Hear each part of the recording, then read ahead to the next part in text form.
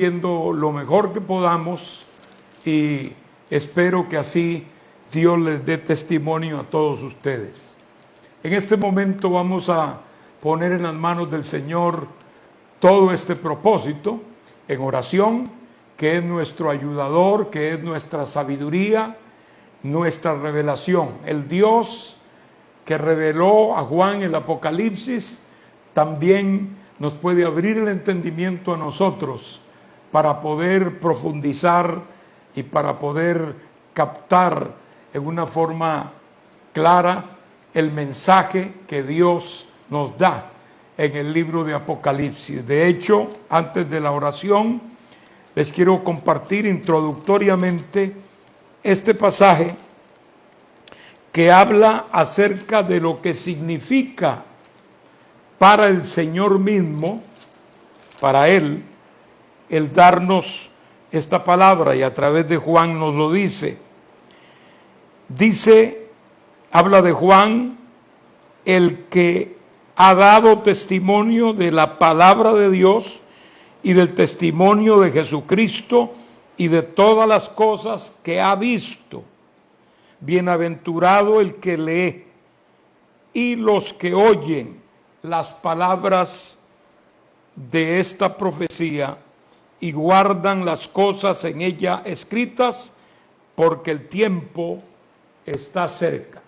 Es un gran punto de partida este que nos presenta el versículo 3 del capítulo 1 de nuestro libro. Vamos a orar.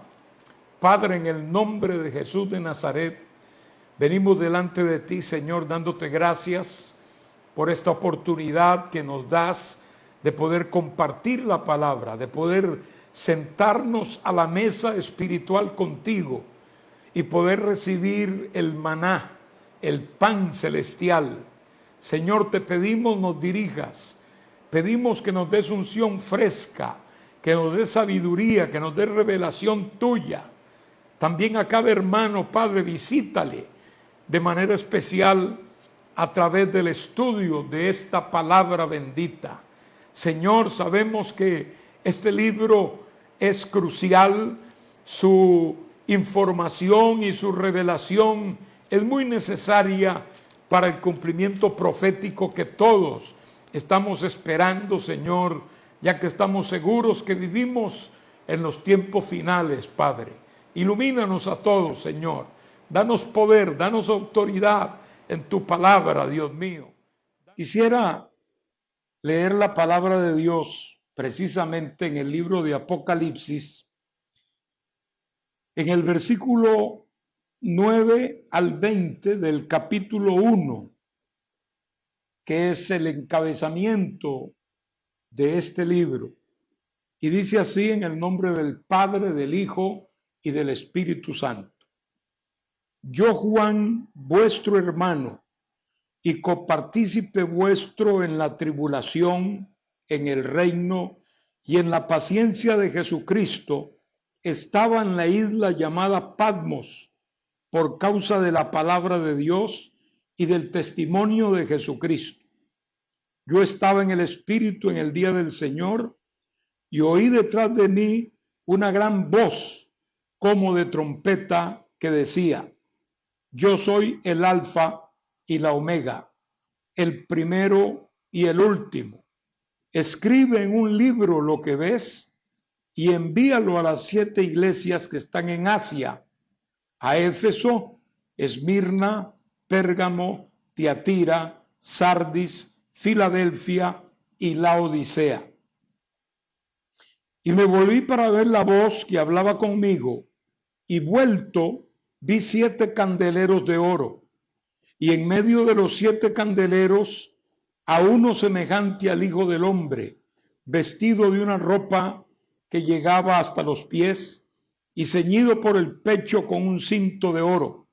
Su cabeza y sus cabellos eran blancos como blanca lana, como nieve, sus ojos como llama de fuego, y sus pies semejantes al bronce bruñido, refulgente como en un horno, y su voz como estruendo de muchas aguas.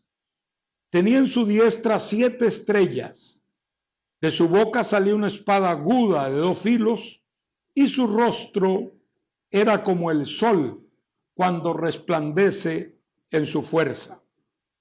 Cuando le vi, caí como muerto a sus pies, y él puso su diestra sobre mí, diciéndome: no temas, yo soy el primero y el último, el que vivo y estuve muerto, mas he aquí que vivo por los siglos de los siglos. Amén.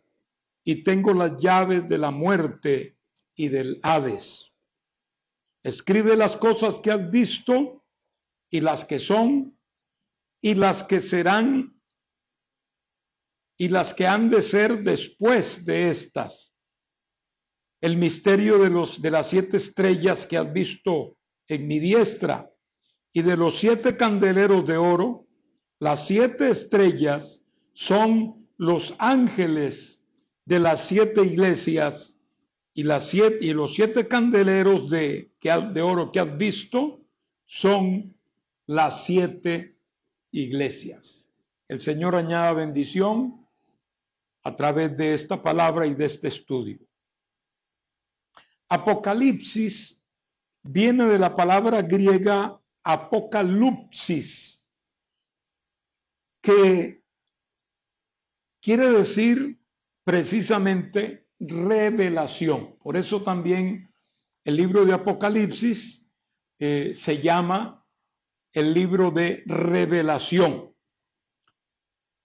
Esta revelación que se contiene en esta expresión apocalipsis es como quien descorre un velo, como quien descorre un telón, y así da a conocer algo que era obviamente desconocido, pero que estaba escondido, y entonces al correr el telón se manifiesta un apocalipsis, una revelación de eso que estaba ahí.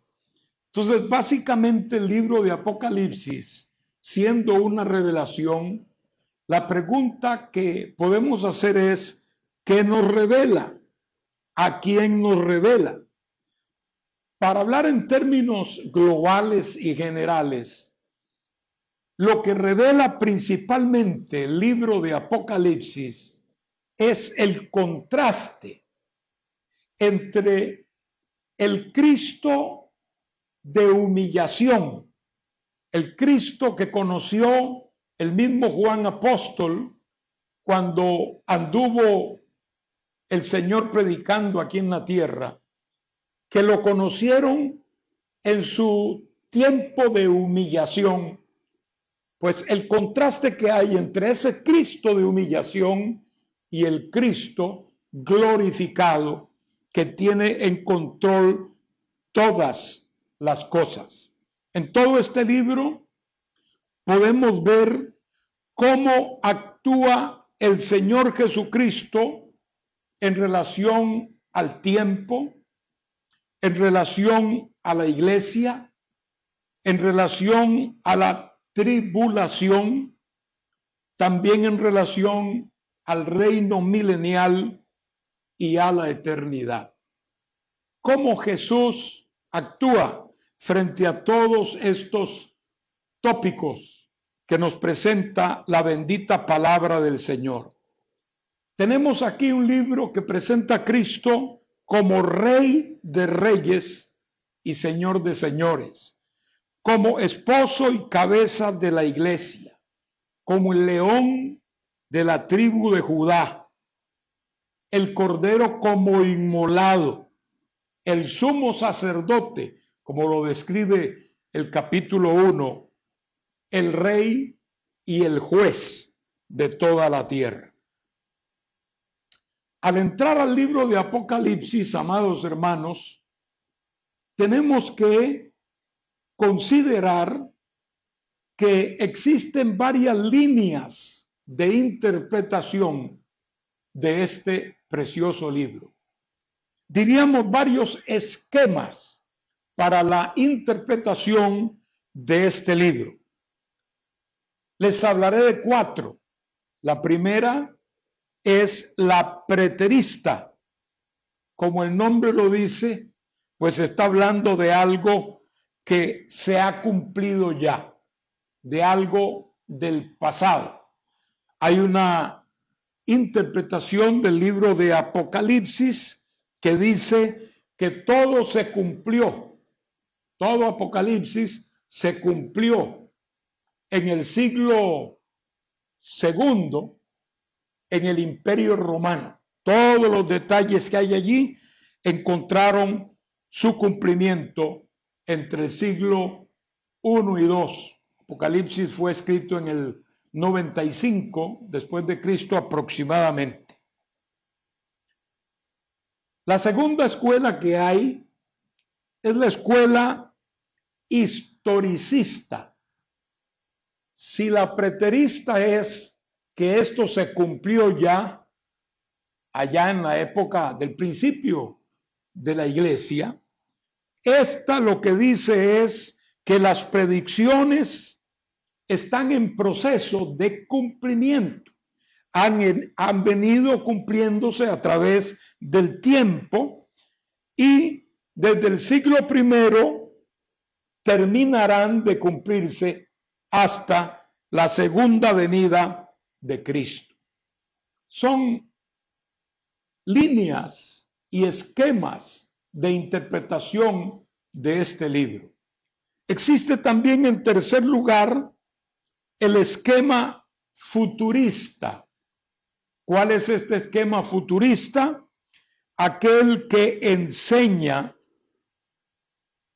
que todo lo que nos presenta el libro de Apocalipsis, tal vez exceptuando sus primeros 3 capítulos, y ahora vamos a decir por qué, aún espera su cumplimiento. Todas las predicciones contenidas en el libro están por cumplirse y son sucesos relacionados precisamente con la segunda venida de Cristo. Esta escuela futurista es esencialmente la que nosotros hemos adoptado y muchísimo pueblo evangélico en toda la tierra. El esquema futurista, o sea, Apocalipsis todavía está esperando cumplimiento. Luego tenemos un último esquema de interpretación llamado el espiritualista o poético. Este esquema lo que enseña es que los acontecimientos que se describen aquí en Apocalipsis son símbolos de realidades, luchas espirituales, sin ninguna aplicación literal, tampoco sin ninguna implicación histórica. Son como descripciones imaginarias, según ellos, de el triunfo de Dios en la historia. Obviamente, hermanos, los mencionamos porque hay veces los hermanos tropiezan en cuanto a la interpretación y conocimiento del libro de Apocalipsis con este tipo de escuelas o de interpretaciones, y a veces se hacen de la idea de que, bueno, que esto es nuevo o que esa debe ser la línea de pensamiento correcta, o que otros tal vez no sabemos que existan esas otras líneas de pensamiento. Por eso es bueno que los hermanos sepan que hay otras interpretaciones de Apocalipsis que toman básicamente, ¿verdad?, un principio completamente distinto al principio futurista o profético, que es el que nosotros enseñamos y creemos de todo corazón. Ahora, es bueno observar que estos puntos de vista, estos esquemas de interpretación, no son mutuamente excluyentes. ¿Qué quiere decir? Que puede haber una combinación de algunos de ellos en la interpretación adoptada o diríamos en la más correcta. En el caso nuestro, que somos futuristas, que creemos que Apocalipsis todavía está esperando cumplimiento y que se cumplirá precisamente cuando Cristo venga a la tierra a arrebatar su iglesia, eso es lo que dará principio al cumplimiento del libro de Apocalipsis proféticamente hablando. Pero también aquí es donde entra una combinación de la parte histórica de la escuela de la historicidad que ya les mencioné. ¿Por qué? Porque sí estamos de acuerdo que los primeros capítulos del 1 al 3 son historia. O sea, que ya se cumplieron, aunque también contienen el ingrediente profético que está por cumplirse también.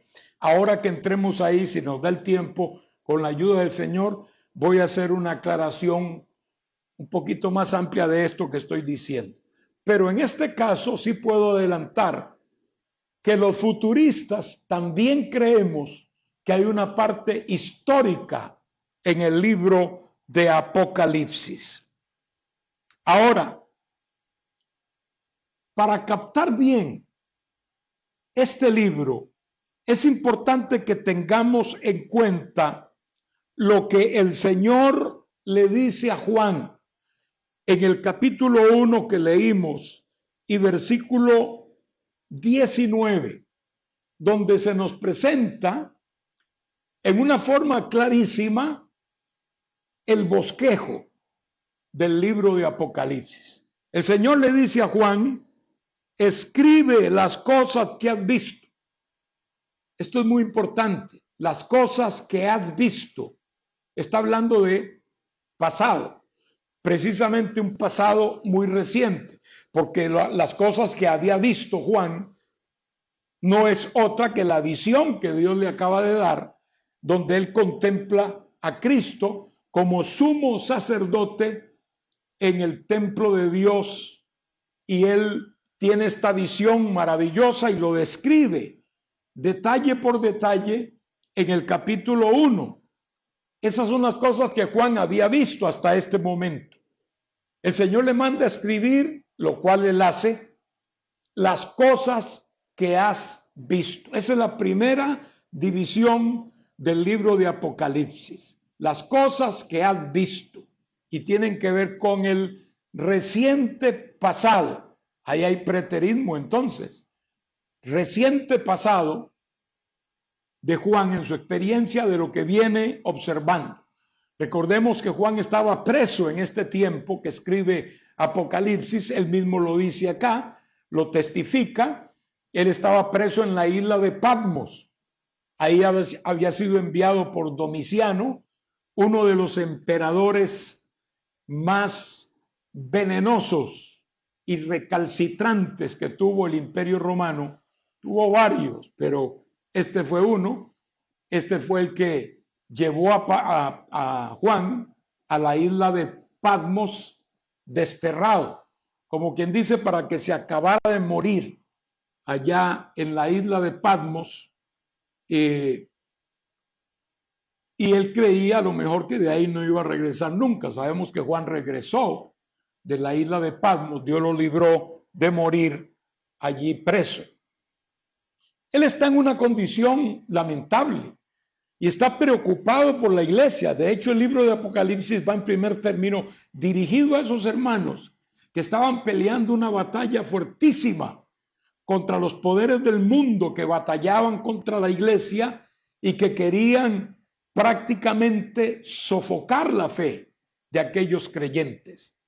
Domiciano tenía una inclinación muy marcada a que lo reconocieran como una deidad. Él se sentía Dios, se sentía el rey más importante. Él quería que todo el mundo le rindiera culto, por eso mandó a hacer imágenes de él, estatuas de él en todo el imperio para que la gente le rindiera culto. Y de hecho tenían que llevar sacrificios y ofrecérselos en las estatuas como si él fuera Dios, y que lo proclamaran como Señor, como Salvador y como Dios.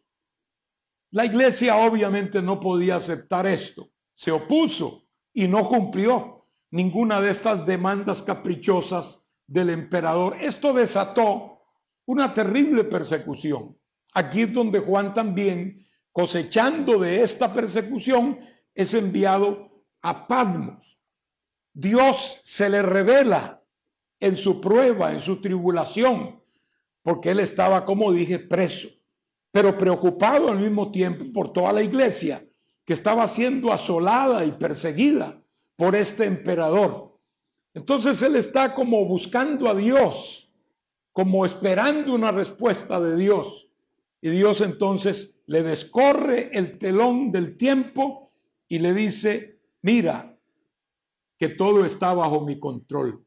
Eso en síntesis nos lo enseña el libro de Apocalipsis. Dios está en su trono y de ahí no lo pueden mover los domicianos, ni ningún rey de este mundo, ni ninguna obra del diablo. Jesucristo es el Señor de la historia y del universo. Así que Juan anhela entregar un mensaje de esperanza, de fortaleza, de reconfortamiento a la iglesia perseguida en aquel tiempo. Entonces le revela a su Hijo Jesucristo. Aquí lo describe Juan en el capítulo 1, a partir del versículo 4, que empieza a hablar de las iglesias, ¿verdad? Y luego, cuando llega al versículo 9 que leímos, ¿verdad? Visión en la cual él contempla a Jesucristo como el sumo sacerdote de la iglesia. Hay muchos detalles aquí que son fácilmente interpretados por nosotros. La espada de 2 filos, su esplendor, su majestad, su vestimenta que llegaba hasta los pies, el cinto de oro, su cabello blanco como la lana, como blanca nieve, y tenía en su diestra 7 estrellas. Y esas 7 estrellas, igual que los candeleros entre los cuales él se movía, el Señor mismo se encarga de interpretárselos a Juan. Y le dice que las 7 estrellas son los 7 ángeles. No son ángeles, es decir, seres celestiales, sino los pastores de las iglesias. A los pastores se les reconoce también como el ángel de la iglesia, porque la palabra ángel lo que quiere decir es mensajero. Y obviamente el pastor es el mensajero de la iglesia. Él es encargado de impartir la palabra. Así que él dice, esos pastores están en mis manos, en mi mano derecha. Así que, hermano pastor, confiemos en el Señor. Él no nos soltará de su mano. Ahora, no vamos a decir que si estamos en la mano de Dios, pues no puede nadie perderse. No, es que uno también puede soltarse de la mano de Dios. Recordemos que el hombre tiene la capacidad de decidir con su libre albedrío cosas aún en relación a Dios. De manera que puede Dios tener a alguien en su mano, pero esa persona, por sus decisiones, tal vez porque descuide su vida espiritual y ministerial, etcétera, se suelta de la mano del Señor. Pero no siendo así, estar en la mano de Dios es estar seguro. Quiere decir que el diablo no te puede arrebatar de la mano de Dios. Quiere decir que el mundo no tiene poder para arrebatarte de las manos del Señor. Ninguna fuerza de este mundo es capaz de vencerte en las manos de Dios. Esa es la seguridad que tenemos en el Señor. Mientras nosotros mismos no decidamos soltarnos, lo cual no debemos hacer, debemos mantenernos en Jesucristo. Nadie podrá separarnos, como dice Juan a los romanos, Pablo a los romanos. Nadie podrá separarnos del amor de Cristo. Alabado sea el nombre del Señor. Y luego le dice, y los 7 candeleros que has visto son las 7 iglesias. ¿Se dan cuenta aquí cómo la palabra se interpreta, cómo el Señor interpreta? Hay algunas cosas que podríamos decir en Apocalipsis se prestan para incluir el propio razonamiento, para dejar correr el pensamiento y en algunos casos para interpretar sin que ello indique que esté en peligro la salvación o la comunión o la obediencia a Dios. Hay en Apocalipsis cosas que sí es necesario que interpretemos. Es más, la Biblia ahí tiene, en el momento que lleguemos, volveremos sobre este tema, un llamado a aquel que tiene entendimiento para que escudriñe, para que se profundice, para que piense, para que medite qué significa X cosa del libro de Apocalipsis. Pero la mayoría de lo que nos presenta este libro es claramente interpretado y se puede corroborar con la misma palabra del Señor. Pero seguimos en el bosquejo, estamos solo introduciéndolo. Las cosas que has visto en ese momento eran las cosas que Juan había visto, la visión del Señor. Se le había revelado a Jesucristo. Escribe eso y él obedece. Lo segundo que menciona allí el versículo 19, las cosas que has visto, las cosas que son, noten que has visto es pasado. Las cosas que son, está hablando de presente, las que eran en ese momento histórico en que vivía Juan. ¿Cuáles son esas cosas? Pues las que describe el capítulo 2 y el capítulo 3 del libro de Apocalipsis, que sucedieron en el tiempo de Juan mismo. Ahí están las 7 iglesias en Asia Menor, que queremos aclarar que no eran las únicas iglesias en Asia Menor. Ahí habían muchas iglesias. De hecho, Pablo había levantado muchas iglesias en esa área. No se menciona ninguna de ellas ahí. Se mencionan iglesias que, bueno, no conocemos su origen, pero fueron iglesias levantadas por alguno de los apóstoles o hermanos que Dios usó en aquel tiempo. Estas 7 iglesias que se mencionan en Asia Menor, que son las que están aquí en una lista detallada, tenían un presente en ese momento, un presente que requería un examen de parte del dueño de la obra. Recuerden que el Señor se presenta aquí, hermanos, como que está paseándose en medio de los 7 candeleros de oro. Los 7 candeleros, está claro aquí, lo dice el Señor, son las 7 iglesias. El Señor se pasea entre sus iglesias. Siempre será ese su oficio como sumo sacerdote en esta grande obra de Dios, en este gran edificio divino. El Señor camina entre su iglesia y puede vigilar su iglesia, puede exhortar su iglesia, examina su iglesia. Esto acontecía en estas 7 iglesias. Los detalles que se mencionan en cada uno de los mensajes, que los vamos a ver someramente, y creo que hasta ahí vamos a llegar por hoy, presentan cosas que sucedían en ese mismo tiempo, en ese mismo momento. Era el presente de Juan, en el tiempo en que Juan existía y ministraba. Estas iglesias estaban ahí. Muy importante un hecho, hermanos.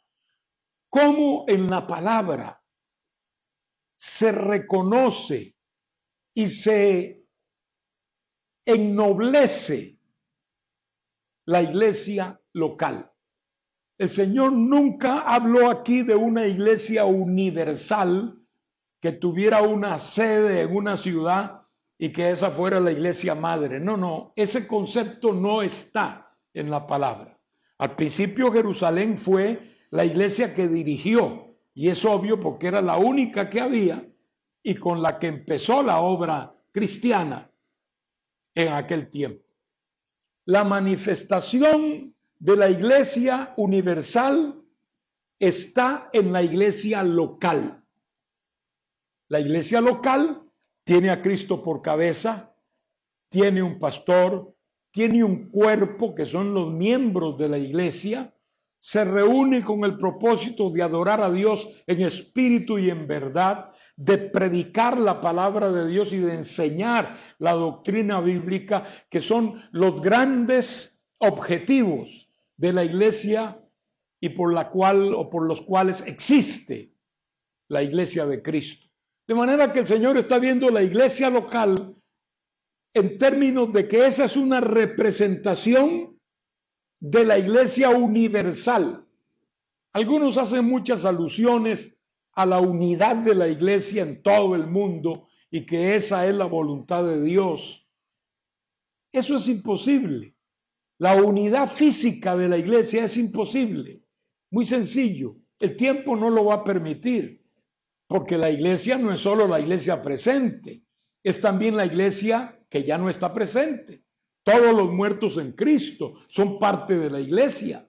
Ellos no pueden levantarse de su tumba para venir a este culto. No lo pueden hacer. Un día sí estaremos todos juntos, pero no será acá en esta tierra. Además de eso, las distancias. Hay hermanos en China, en Rusia, en Dinamarca, en Australia, etcétera, que yo no los conozco. Yo no los veo ni siquiera si están reunidos o no. ¿Cómo puedo yo físicamente estar unido con ellos? No puede ser. En espíritu sí. La experiencia del espíritu sí es la misma, pero no se puede hablar de la unidad total.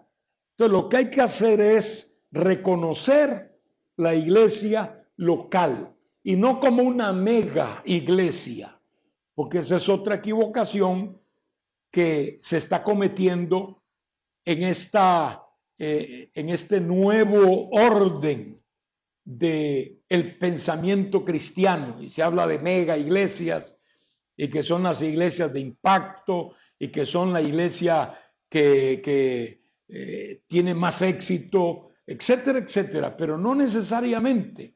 Donde 2 o 3 se reúnen en el nombre de Cristo, allí está Él. Donde muchos pastores de mega iglesias no irían, es una iglesia numéricamente pequeña, el Señor sí va, y van sus ángeles también, porque sus ángeles acampan alrededor de los que temen al Señor.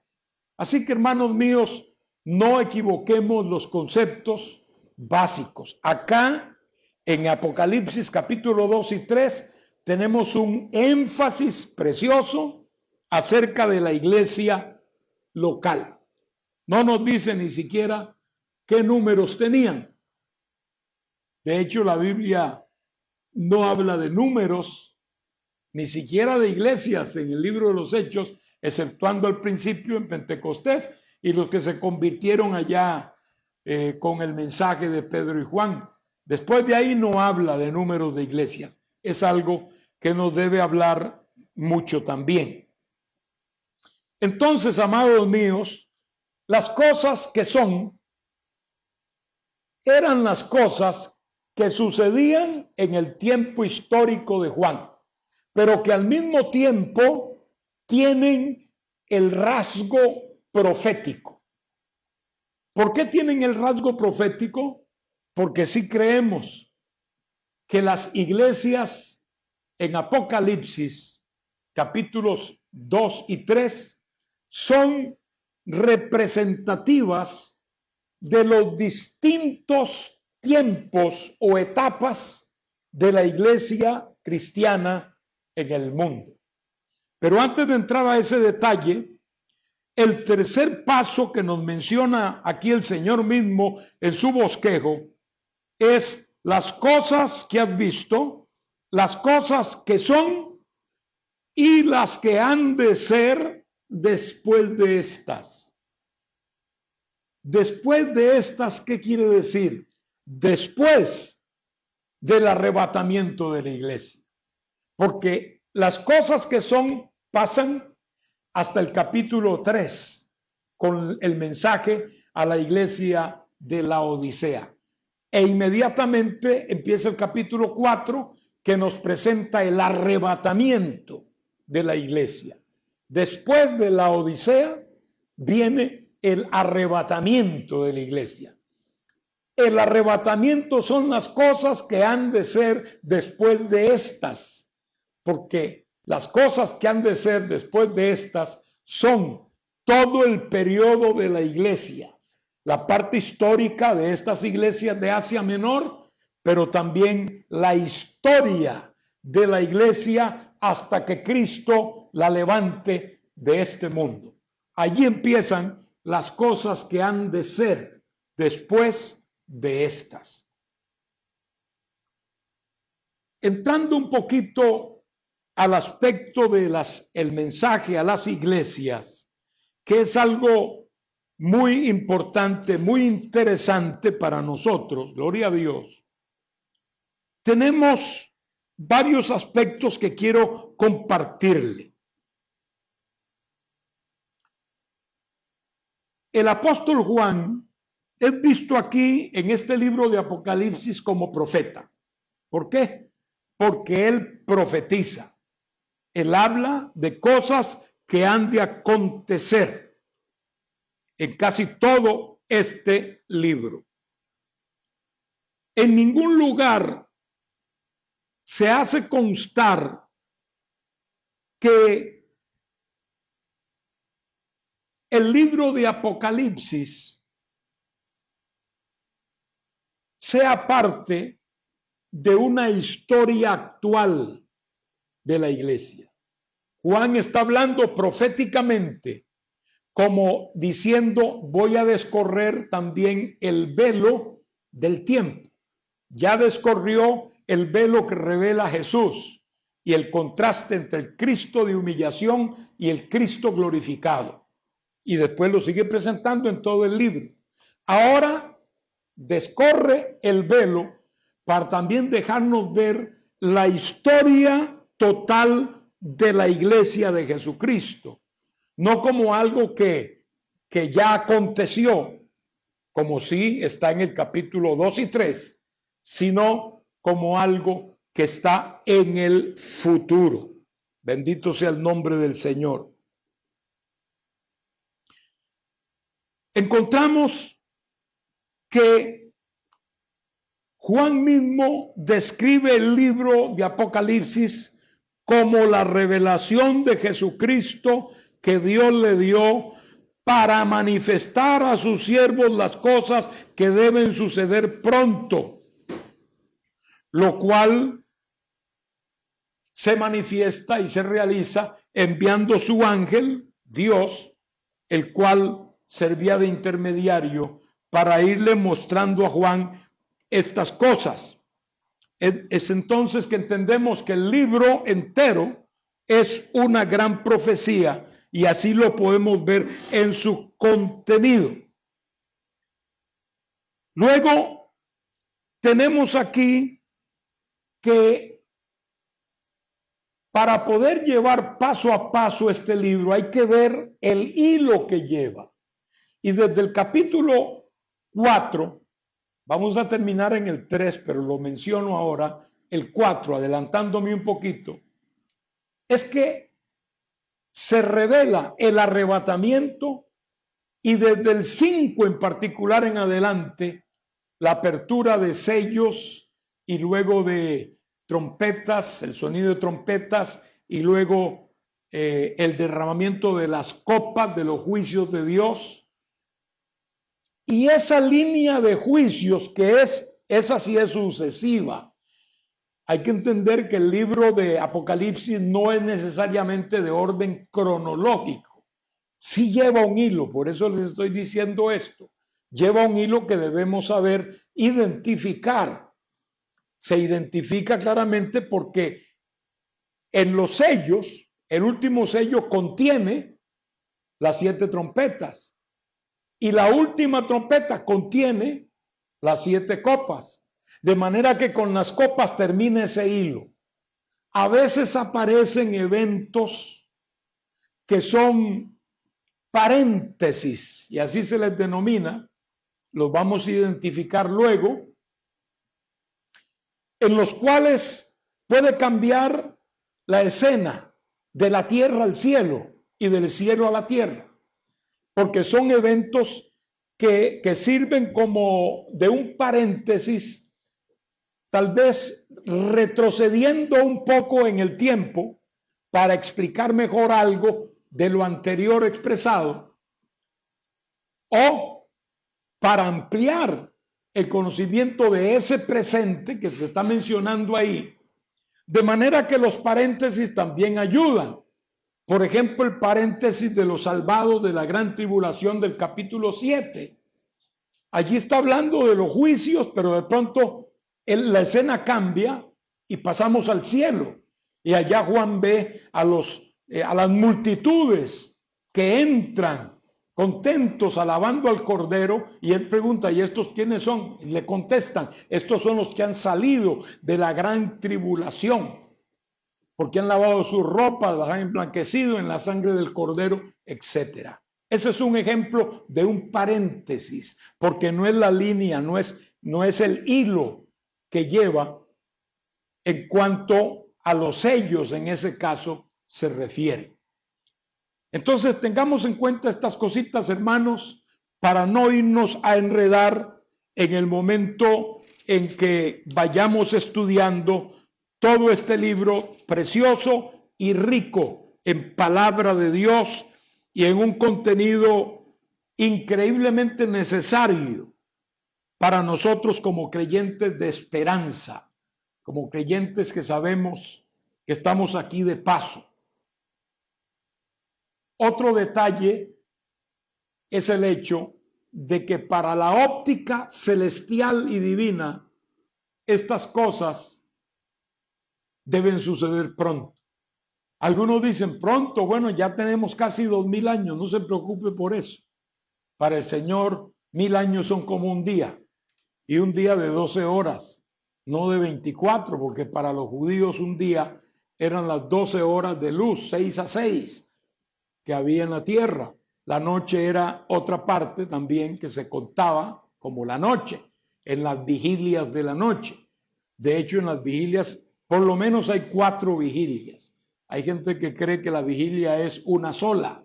No, hay 4 vigilias identificadas en la palabra, pero no estamos hablando de ese tema ahora mismo.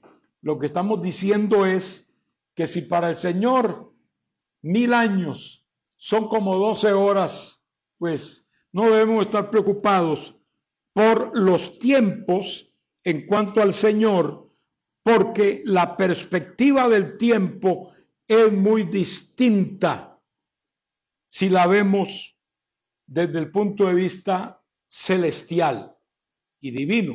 Es más, el diablo también sabe que 1000 años es poco. Él trata de convencer a la gente que 1000 o 2000 es mucho, pero él sabe bien, Señor lo reprenda, que 1000 años, desde la perspectiva de la eternidad, son absolutamente insignificantes. Alabado sea el nombre del Señor. Entonces ahí tenemos, hermanos, este bosquejo que da el mismo Señor. Las cosas que has visto, las cosas que son y las que hacen de ser después de estas, nos revela el bosquejo del libro de Apocalipsis. Empieza el mensaje a las 7 iglesias con el mensaje de Éfeso, que quiere decir deseado o deseable. Representa el periodo de la iglesia primitiva. Todos dominamos bastante los mensajes a las 7 iglesias porque de Apocalipsis es sobre lo que más se prefiere predicar. Así que no me detengo mucho ahí. Empieza con Éfeso. Hay dos iglesias que el Señor nos reprende. Una es Sardis, que pasa la prueba más grande de las persecuciones, ¿verdad? Y Esmirna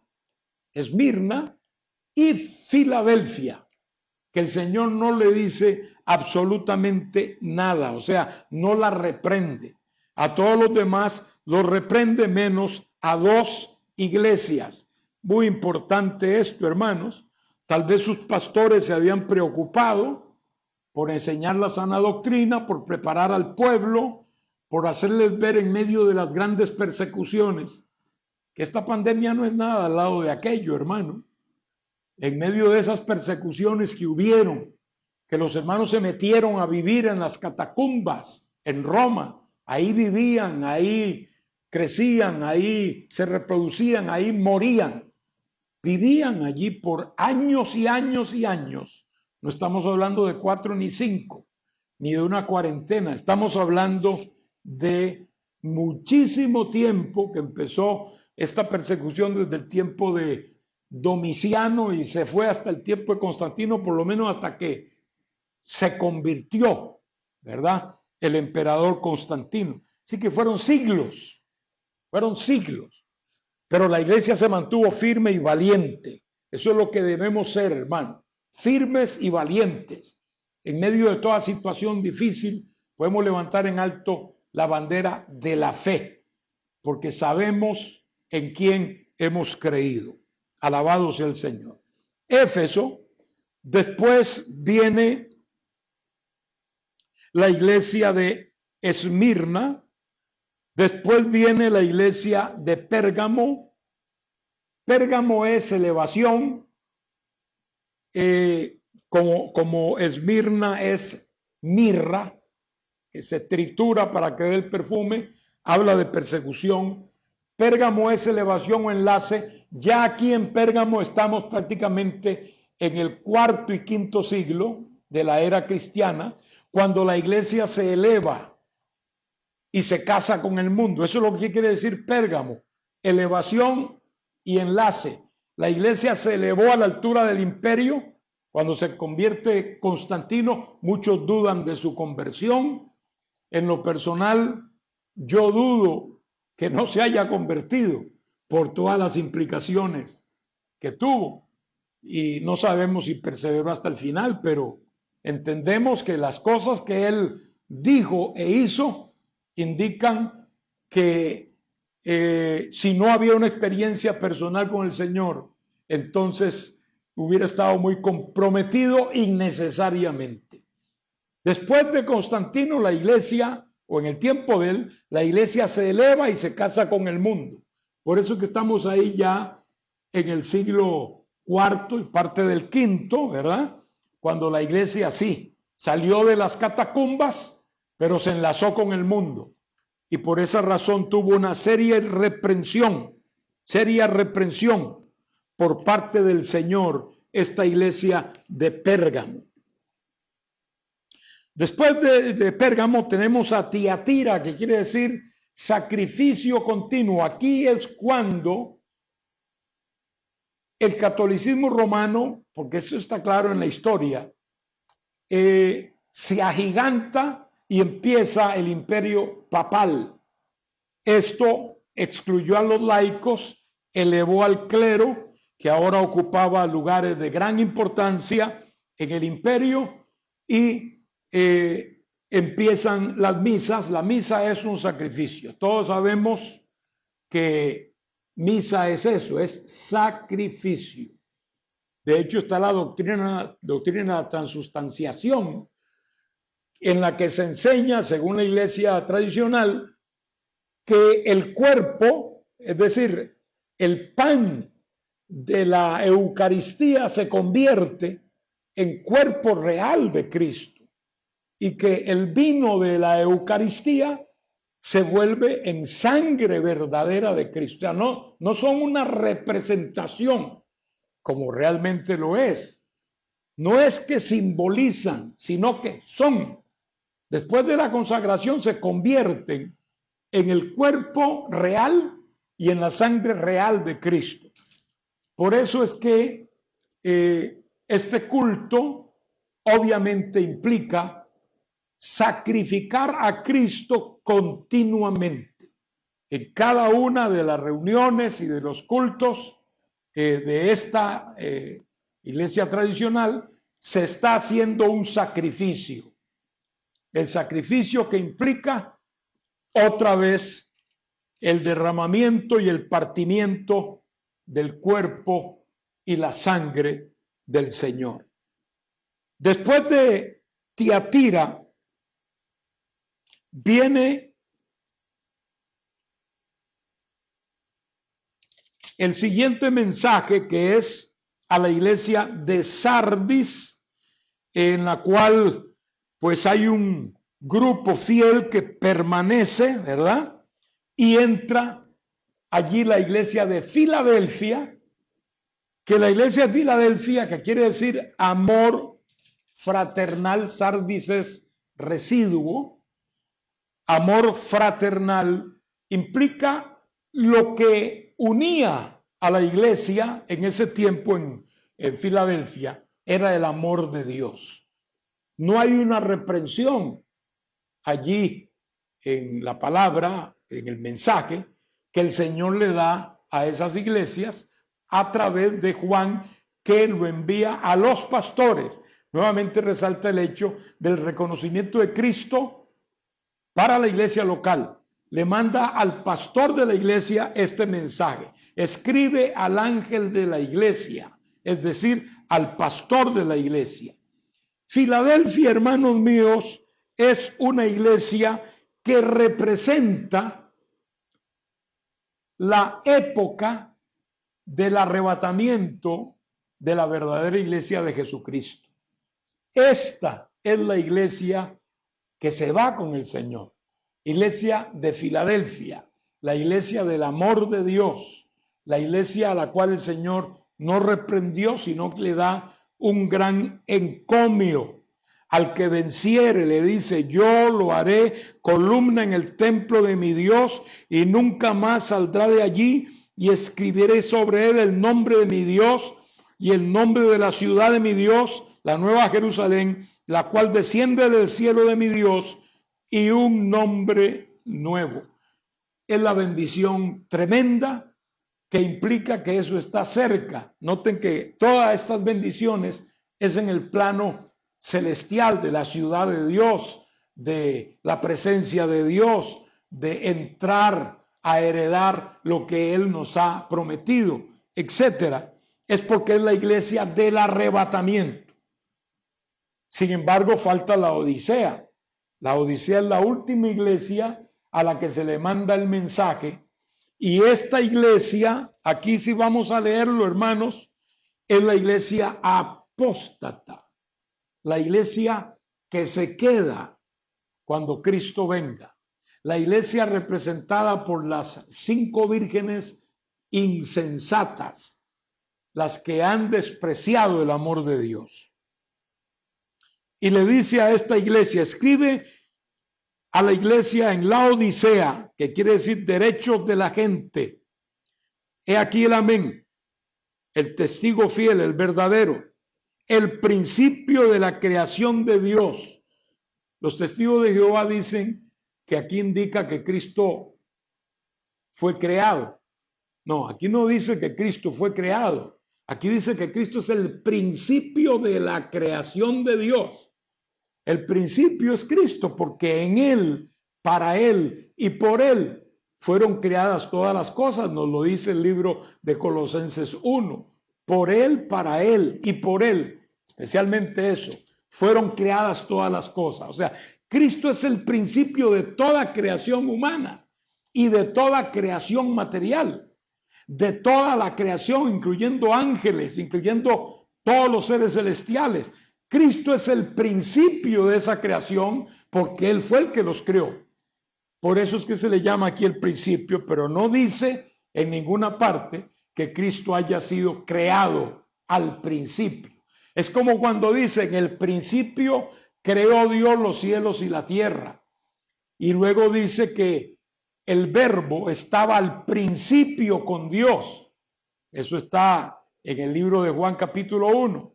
El verbo estaba al principio con Dios y todas las cosas por él fueron hechas y nada de lo que fue hecho sin él.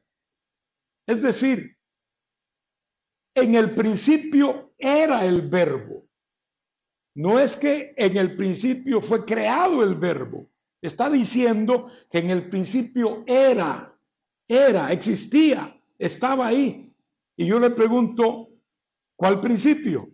Porque aquí está hablando del verdadero principio, el principio de la creación de Dios. O sea, Dios creó todas las cosas, pero esas todas cosas que Él crea, hubo un momento que hubo un principio de esa creación, lo que quiere decir que hubo un momento en que ese principio no, es decir, que ese comienzo no existía. Entonces, si Jesús estaba al principio con Dios, como dice Juan 1, pues lo que indica es que antes que se hubiera creado cualquier cosa, ya Cristo estaba.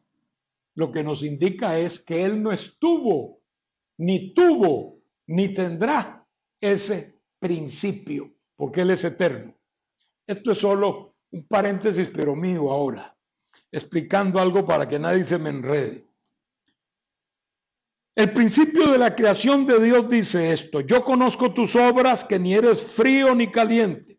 Ojalá fuese frío o caliente, pero por cuanto eres tibio y no frío ni caliente, te vomitaré de mi boca. Gente tibia. Los de la Odisea sabían, porque la Odisea era una ciudad muy rica, muy autosuficiente. Los de la Odisea eran gente orgullosa, era gente que creían que no necesitaban de nadie. Allí estaban varias cosas que eran únicas, entre ellas precisamente el acueducto que recogía aguas termales, que las revolvía con otras aguas frías y la llevaba en ese ducto de 10 kilómetros hasta la ciudad. Cuando esa agua llegaba a la ciudad, era agua tibia, deseable para disfrutar en el baño, etcétera. Entonces ellos sabían muy bien lo que era agua caliente y agua fría, y también sabían lo que era una mezcla de estas dos, que daba por resultado agua tibia. Por cuanto no eres frío ni caliente, ojalá fuese frío o caliente, pero por cuanto eres tibio y no frío ni caliente, te vomitaré de mi boca. Porque tú dices, yo soy rico, lo decían, hermano. Ahí estaba la mejor escuela de medicina.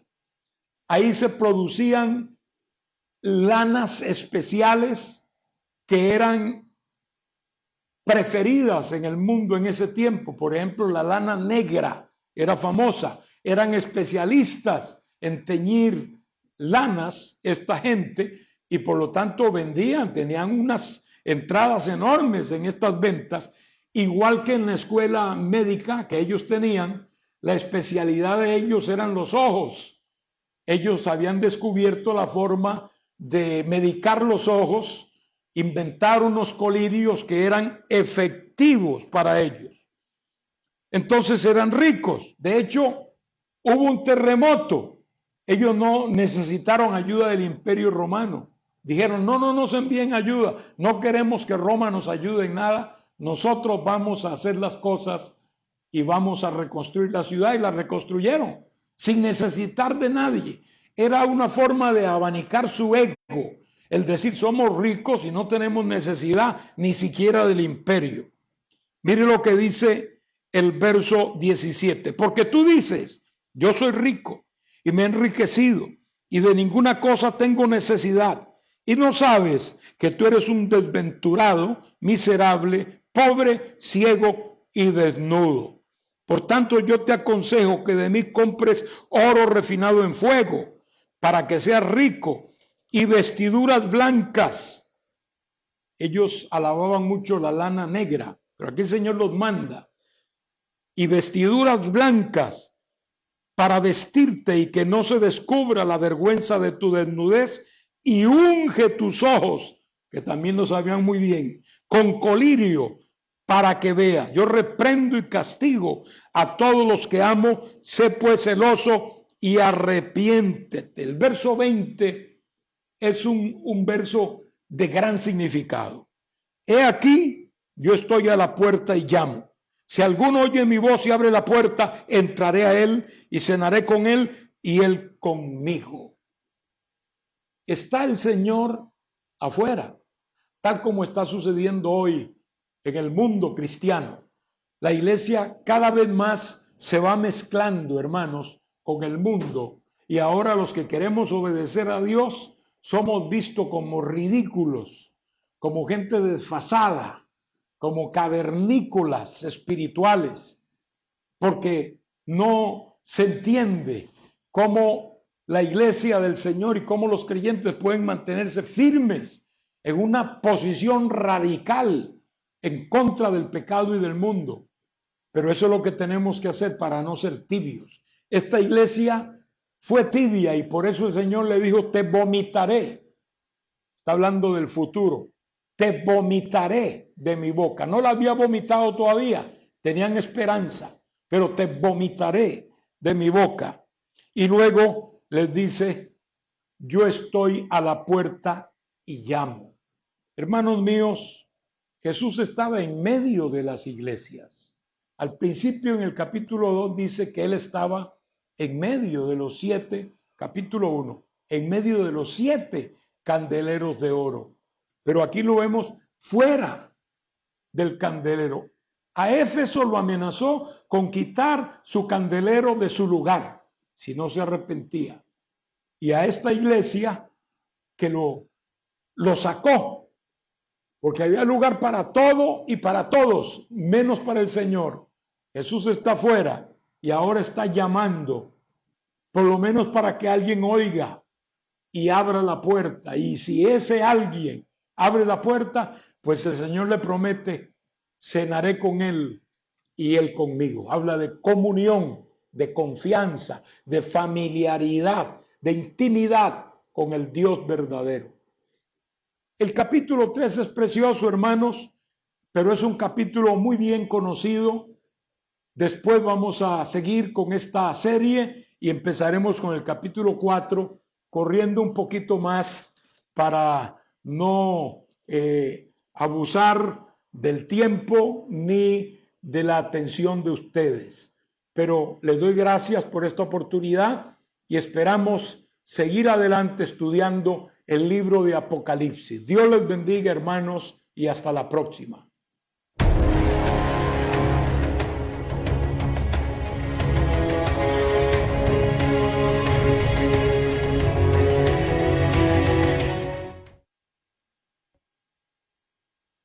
De nuestro contenido variado.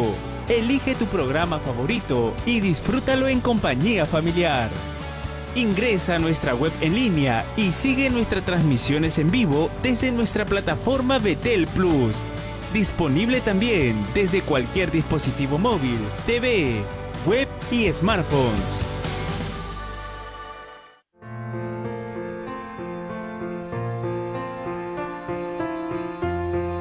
Oremos para que Dios se revele a la vida de cada ser humano en el mundo que necesite de un toque de sanidad. Oremos para que Dios sane toda enfermedad, toda dolencia en todas aquellas personas que ruegan a